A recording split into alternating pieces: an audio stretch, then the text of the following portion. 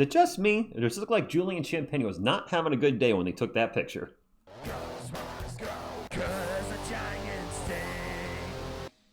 What is up, San Antonio Spurs fans? Welcome to TSR Sports, TGIF, and what a great win for our Spurs last night. A great team win, a Spursies win. We saw a lot of guys bust out of their slump, but we do have one player we need to address that's been in a slump for about a month, and he's been struggling, and that, of course, is Harrison Barnes.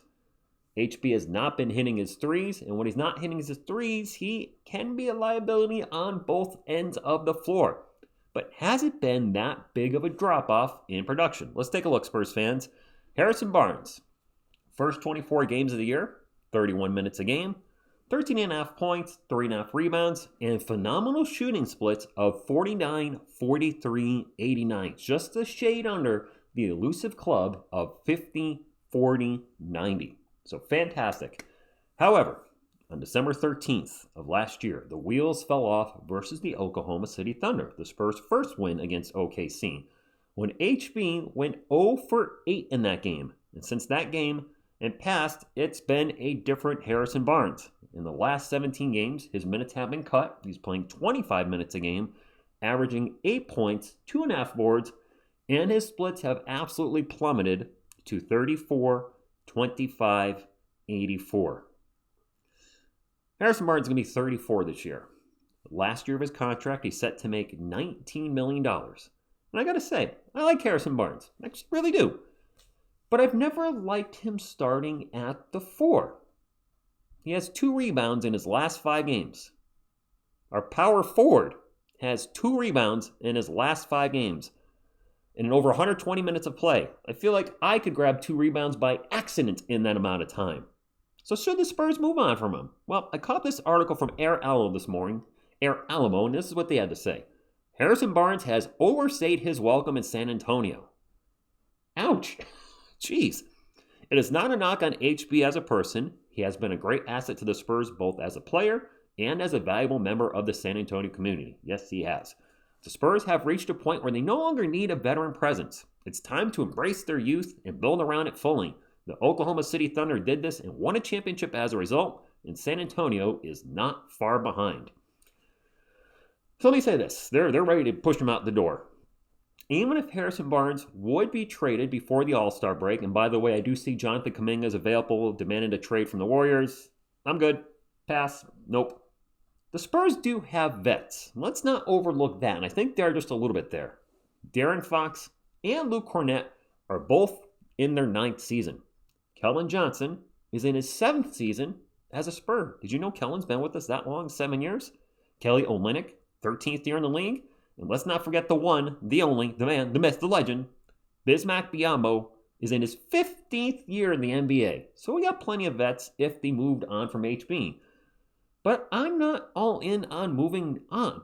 So what change or changes could the Spurs do without a trade? Well, Jeremy Sochan is clearly on his way out. Because I know some people say, hey, let's start Sochan. Guys, look at his game log. He is racking up did not plays left and right, and his minutes are sporadic. He's getting garbage time. And sure, some might argue, TSR, look over there. The Spurs are 17-9 with him. He's such a contributor. You're crazy, TSR. Well, they are 17-9. A lot of those wins are garbage time minutes. And I'm going to move my head here for a second. Look over in the bottom right corner. I don't know if you're a plus-minus person, but the Spurs with Jeremy this year are minus 89 on the court. So he ain't the answer. Kelly Olynyk, I like Kelly. He ain't it either. So how about this? I'm going to throw this at you, Spurs fans. Don't make any trades. HB goes to the bench. And when Vassell is back, the starting lineup is Fox, Castle, Vassell, Wemby, and at the 4, Julian Champagnie. He's wide in the thumbnail. You may have seen that coming. He plays much better as a starter than a bench player, and with Vassell out in the 9 games he has started, he's playing 32 minutes a game, averaging 17 points, 9 rebounds. He's been racking up some double-doubles with great splits of 46, 43, 82. He's a better defender than Harrison, a much better rebounder. Same height. They're both 6'7", are they not? Same floor spacer. He's younger. He's a heck of a lot cheaper. And yeah, he can be streaky too. But I would rather have him in the starting lineup at this point than HB. Unless HB has some kind of ironclad deal we don't know about that Chris Paul had last season where he said, hey, as long as I'm a Spur, I'm a starter. He doesn't seem like that type of guy, doesn't he? I've heard he's a great locker room guy. We know he's a good community guy. So I think he would be accepting of a bench role if Mitch and the staff went to him and said, hey, you've been struggling. Julian's been killing it on the rebounds. He's been shooting well. We want to keep the floor spacing in there and improve our defense. We're going to go with Julian in the starting lineup over you. We think you can be a great asset and leader off the bench for us. They didn't talk to Keldon. Haven't talked to Manu. I don't know. We've had some great bench players. We have one of the greatest bench players of all time in Manu. So I could see HB accepting that role. I'm hoping to heck that he's not the type of guy that says, nope, I'm not going to the bench. I don't think that's him. Well, I'm curious, you guys, what do you think?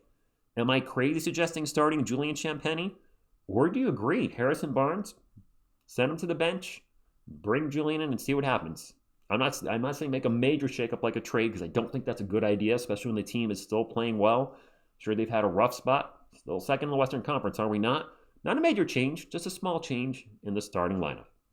Drop a comment on that. And I'll do something a little different at the end of the video. I want to talk to you guys about something that you don't talk to about other YouTubers much on the channel, but I do have to talk about one in particular today. Let's pour one out from Jude from SSPN, who's a Spurs podcast, if you're not familiar. He's leaving YouTube. They put up a video yesterday, and I was kind of shocked to see that because SSPN is one of the OGs. They're a pre-Wemby channel. There's not a ton of us out there that were pre-Wemby. There's a lot of recent channels over the last few years that have come with Wemby arriving to the league. But before that, not so much. And SSPN started in 2021. I knew they had been around for a while, but I didn't know they had been around for that long. So I'm going to put a link to his departure video, if you will, in the comments below. If you followed the channel, you weren't aware he was leaving, or you're just curious about the channel, I'll put the link for that. But it's kind of a bummer seeing another Spurs YouTuber step down when the Spurs are finally good.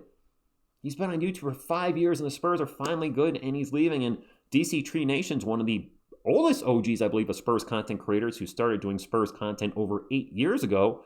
He stepped away over a year ago. And that leaves, as far as I know, Spurs fans, as far as the pre-Wemby guys, it's TSR Sports, Clan the Spurs Fan, and half of SSPN. And I got to say, I get it. As someone that has a full-time job, a girlfriend, TSR Sports, my second YouTube's Philbox Comics, which is getting close to 1,000 subscribers, and other hobbies like Magic the Gathering, where I have 58 Commander decks. I also work out, basketball cycle, etc. It's tough balancing the time. And also, watching the game and being live and etc. He was talking about how it's tough to, watch the game and get notes and talk to his co-host Ethan. And I get it. I totally get why he's leaving. So just wanted to say respect to him. Best of luck to him. And check out the channel. And that's all I got on that. So drop a comment. Am I crazy? Or am I hitting it on the mark? Or somewhere in between? Hit the thumbs up if you'd like to support the channel. Subscribe to be part of our awesome Spurs community. And I'll see you tomorrow night with Miss TSR, where the Spurs getting revenge. Grant me revenge against the Minnesota Timberwolves. Giveaway tomorrow night if you're still here. Thank you, and as always, go Spurs go.